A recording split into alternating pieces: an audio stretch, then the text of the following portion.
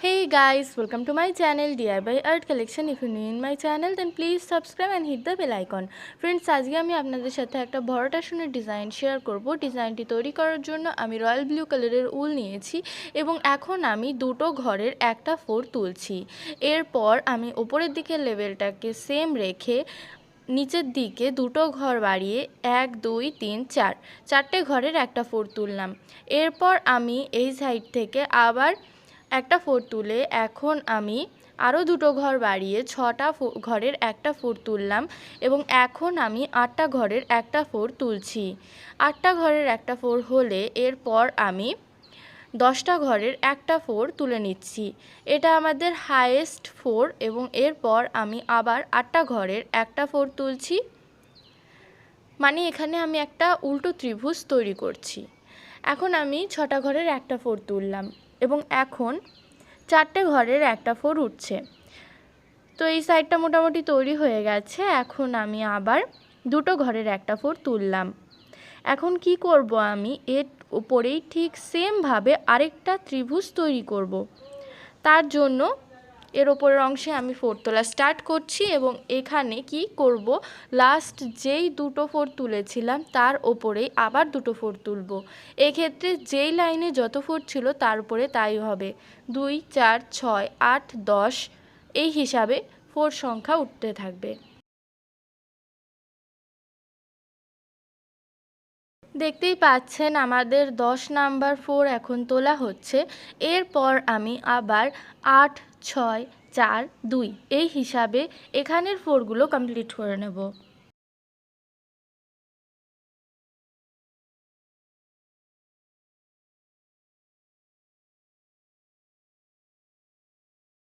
তো আমার দুটো ত্রিভুজই তৈরি হয়ে গেছে, কিছুটা বরফি শেপও লাগছে। এখন কি করব, এই যে কর্নারটা রয়েছে এখানে যে দুটো ঘরের গ্যাপ ছিল সেখান থেকে দুটো ফোর নিয়ে একটা লাইন তুললাম। এরপর 4টে ঘরের একটা ফোর, এরপর আমি 6টা ঘরের একটা ফোর তুললাম এবং এখন সবথেকে হাইয়েস্ট তুলব এবং আগে যেই লাইন দুটো হয়েছিল তার ঠিক সেন্টারে যাবে 10টা ফোরের একটা লাইন। এরপর 8টা ঘরের একটা ফোর তুলছি, এরপর 6টা, তারপর 4, তারপর লাস্টে 2 এই হিসাবে এখানে উল্টো আরেকটা ত্রিভুজ তৈরি করে নিচ্ছি। সেমভাবে পাশে আরেকটা ত্রিভুজ তৈরি করব এই জায়গা থেকে। তো দেখতেই পাচ্ছেন নিচে মোটামুটি আমার আরও দুটো ত্রিভুজ তৈরি হয়ে গেছে। তো এখন এর ওপরের লাইন তৈরি করছি। তো যেখানে লাস্ট ফোর উঠেছিল সেখান থেকে আবার তৈরি করছি। তো এখানে 2 4 6 8 10 সেই হিসাবে আবার আমি ফোর তুলছি। যেহেতু ডিজাইনটা একটু অন্যরকম করে করা তাই পুরোটা দেখাচ্ছি। স্টিচ কিন্তু খুবই সোজা, আপনারা চাইলে ইজিলি করতে পারবেন এবং যারা নিউ বিগিনার্স তারাও কিন্তু খুব ইজিলি করতে পারবেন। তো একটা ত্রিভুজ হয়ে গেছে নিচের অংশে, তো এখন তাই ওপরের অংশের ত্রিভুজটা তৈরি করছি। আগের যে ত্রিভুজ তার যে 8টা ঘরের যে ফোরটা থাকছে তার ওপর থেকে কিন্তু দুটো ঘর নিয়ে একটা ফোর তুলে তারপর আপনারা সেলাইটি করবেন।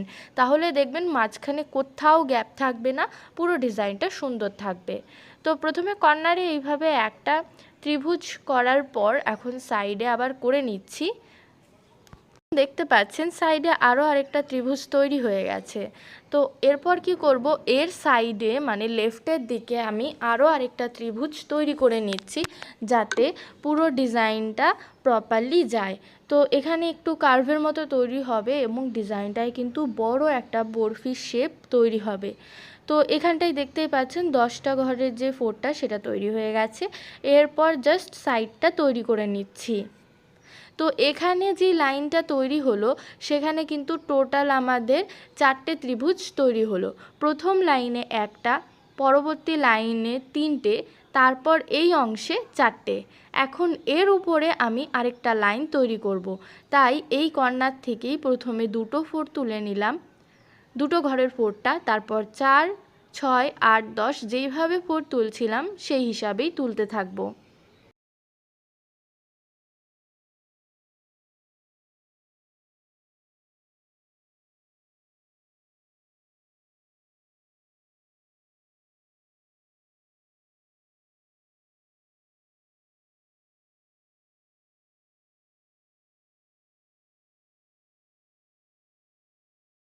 যদি আপনাদের ভালো লাগে অবশ্যই লাইক করবেন, শেয়ার করবেন, চ্যানেলে যদি নতুন হন তো অবশ্যই সাবস্ক্রাইব করবেন।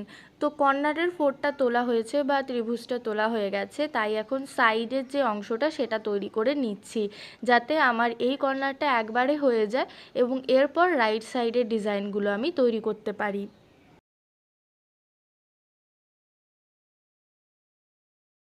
তো দেখতেই পাচ্ছেন এই কর্নারটা হয়ে গেছে, এখন এই সাইডটা তৈরি করে নিয়েছি আমি। এখন কি করব, এর ওপরে আমি আরেকটা কালার ইউজ করব। তাই এখানে পিঙ্ক কালারের উল নিয়ে এই যে কর্নারে আমাদের লাইন উঠেছিল সেখান থেকেই আমি কিন্তু ফোর তোলা স্টার্ট করছি। তো আবার বলে দিই, আমাদের লাস্ট যেই লাইনটা ছিল রয়্যাল ব্লু কালারের, সেখানেও কিন্তু 4টে ত্রিভুজ তৈরি হয়েছে। এখন 2, তারপর 4, 6, 8, 10 এই হিসাবে এই জায়গা ফোর তুলে নিচ্ছি। পুরো আগের প্রসেসই মেনটেন হবে এবং এক্ষেত্রে একটা জিনিস আপনারা দেখবেন, বরফির নিচের অংশে ঠিক যেইভাবে ফোরগুলো উঠছে, যত ঘর সংখ্যা ওপরের বরফিতেও কিন্তু ওপরের যে ত্রিভুজের পার্টটা হচ্ছে মানে বরফির হাফ অংশ, সেখানে সেম ফোর সংখ্যাই উঠবে। তো 10-এর পর 8, 6, 4, 2 এই হিসাবে এখানটায় ফোর তুলে নিচ্ছি। তো এই ত্রিভুজটা হয়ে গেল, এখন আমি বাকি অংশটা তৈরি করে নেব।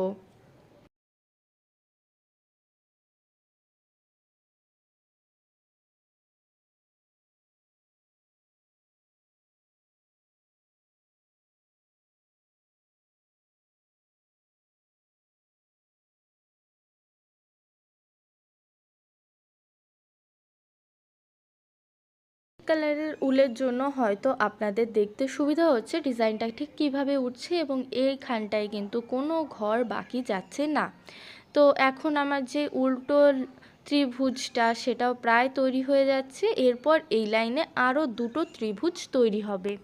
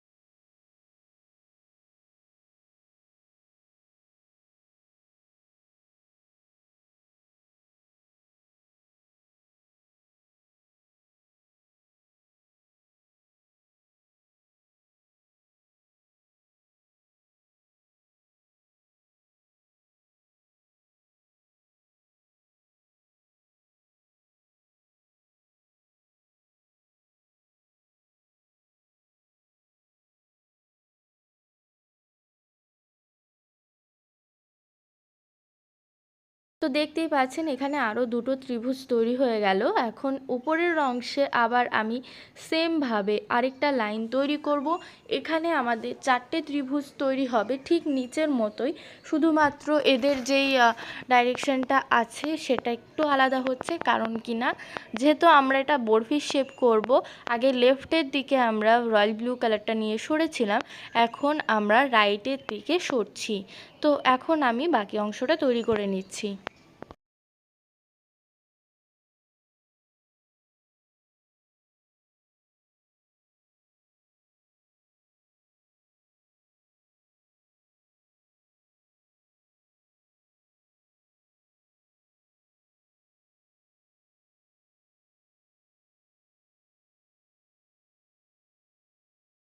পাচ্ছেন এখানে 2টো ত্রিভুজ তৈরি হয়ে গেল, বাকি 2টো অফলাইনে করে দেখাচ্ছি। দেখুন এরকম 2টো লাইনে পরপর আমাদের 4টে করে ত্রিভুজ হয়েছে। এখন আমি ওপরের কর্নারটাকে মিলিয়ে দেব বা বরফির যে শেপটা সেটা কমপ্লিট করার জন্য এই সাইডটায় আস্তে আস্তে ত্রিভুজের সংখ্যা কমাবো। তাই এখানটায় প্রথমে আমি 3টে ত্রিভুজের লাইন করছি, মানে 2টো সোজাভাবে থাকবে, তাদের মাঝখানেরটা উল্টো ডাইরেকশানে থাকবে।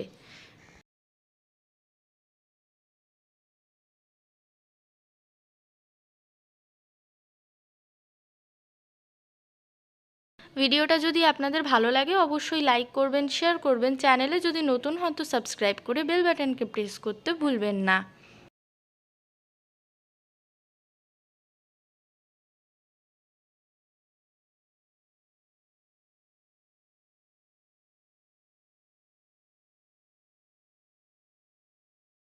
তো সোজা ডাইরেকশনে যেই ত্রিভুজটা ছিল সেটা তৈরি হয়ে গেছে, তাই এখন উল্টো ডাইরেকশনে যে ত্রিভুজটা সেটা তৈরি করা স্টার্ট করেছি। এরপর সাইডে আরেকটা আমরা ত্রিভুজ তৈরি করে নেব।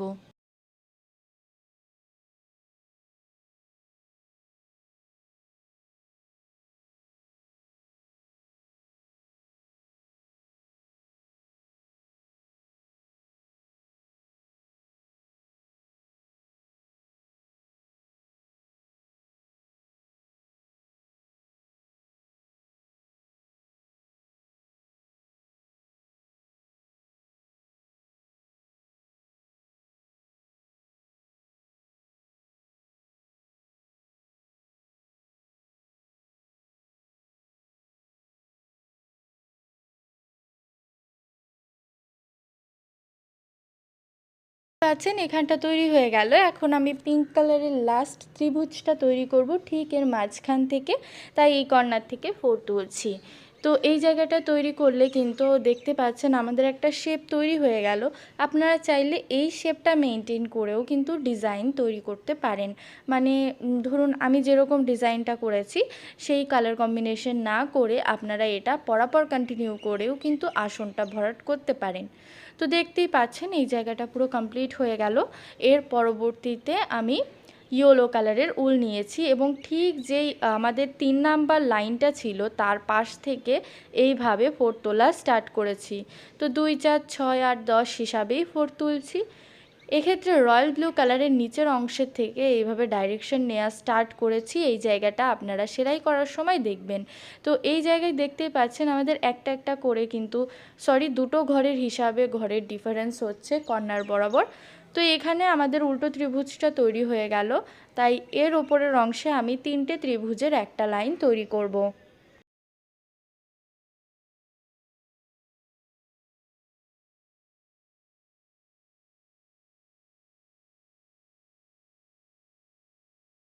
প্রথমে সেন্টারের লাইনটা তৈরি করে নিচ্ছি এবং সেন্টারের লাইনটি তৈরি করার পরে সাইডে আমি দুটো ত্রিভুজ করে নেব।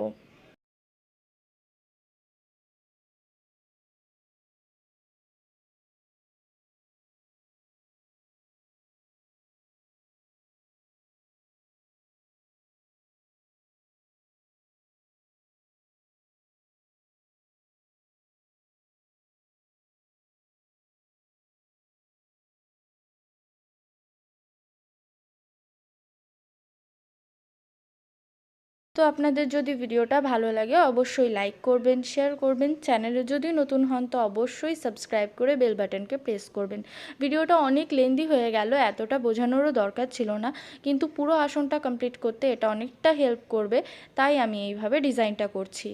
তো হাফ অংশ করার পর সাইডে যেটুকু ফাঁকা ছিল সেটুকু কিভাবে ভরতে হবে আপনারা তো অলরেডি জানেন, তাই কর্নারটা করে নিয়ে এখন সাইডটা করা দেখাচ্ছি।